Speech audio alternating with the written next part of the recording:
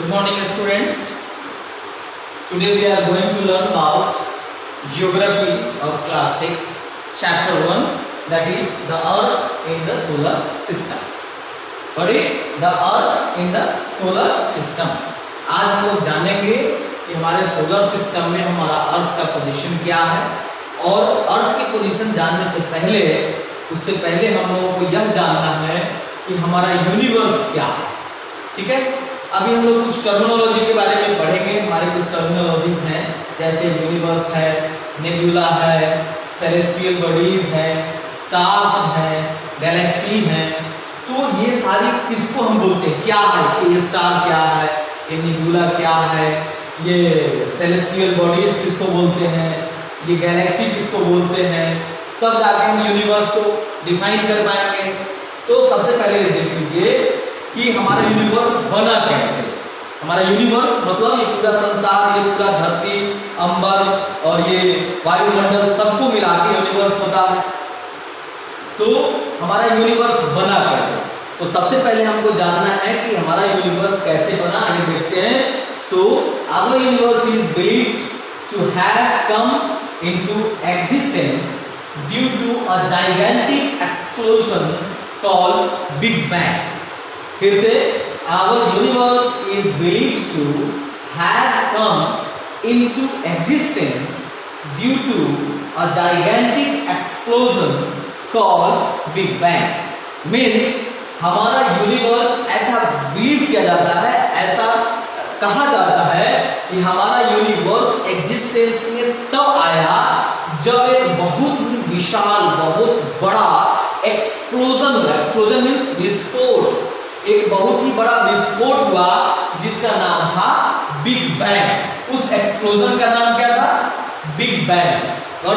फिर से, यानी हमारा यूनिवर्स एग्जिस्टेंस में तब आया जब एक बहुत बड़ा जाइगेंटिक मतलब बहुत विशाल, बहुत बड़ा एक एक्सप्लोजन हुआ, दैट मीन्स एक विस्फोट हुआ जिसका नाम था बिग बैंग। अब आते हैं, ये बिग बैंग जब विस्फोट हुआ तो यूनिवर्स बना। लेकिन यूनिवर्स को फॉर्म, यूनिवर्स में कौन कौन चीज इंक्लूडेड होता है? तो यूनिवर्स में बहुत सारे टर्मिनोलॉजीज आते हैं, जैसे नेबुला। अब नेबुला क्या होता है? तो the formation of giant clouds made of gases and dust called nebula. मतलब कि बहुत विशाल विशाल, बड़े बड़े जायंट, यहाँ क्या है? फॉर्मेशन ऑफ जायंट क्लाउड्स, बहुत विशाल बादल जिसको बोलते हैं, क्लाउड बोलते हैं। बहुत विशाल क्लाउड मेड ऑफ, किस चीज से वो क्लाउड बने होते हैं? गैसेस एंड डस्ट से, गैस और डस्ट से, यानी गैस और डस्ट से बना हुआ बहुत विशाल क्लाउड को हम लोग नेबुला कहते हैं। क्या कहते हैं? नेबुला कहते हैं। फिर से एक बार सुनेंगे कि गैस और डस्ट से बने हुए, गैस और डस्ट से बने हुए, यानी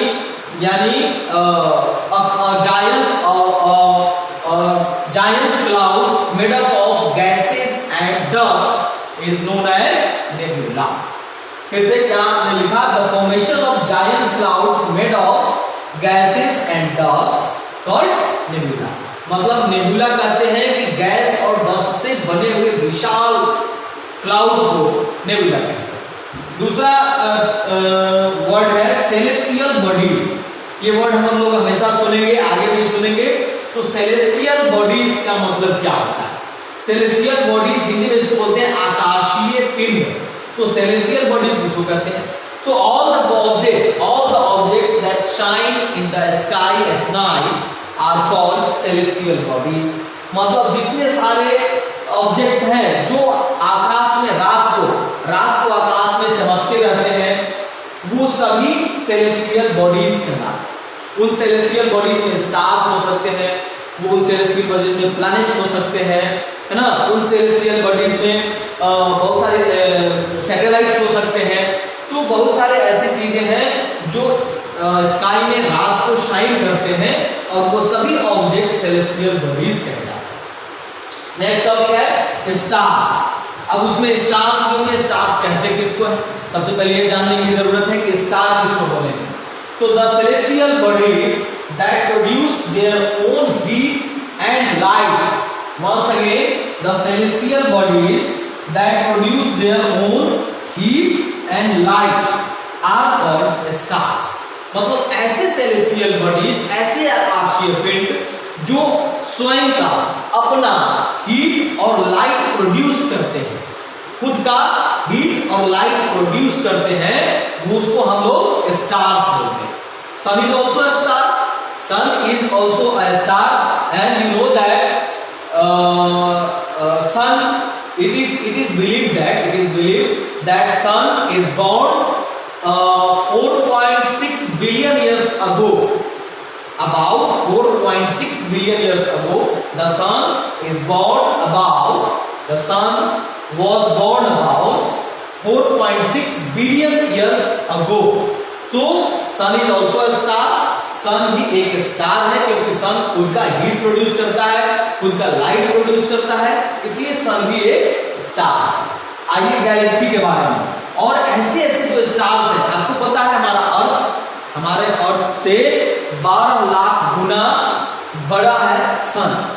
12 लाख टाइम्स जो है वो बड़ा है कौन? सन.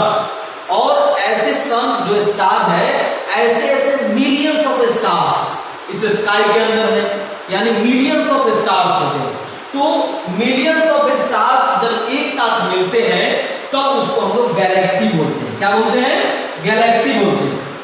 यानी स्टार्स जैसे मिलियंस ऑफ स्टार्स, सन जैसे मिलियंस ऑफ स्टार्स जब एक साथ आते हैं, यानी millions of stars together make a Galaxy, इसको हम लोग गैलेक्सी बोलते हैं.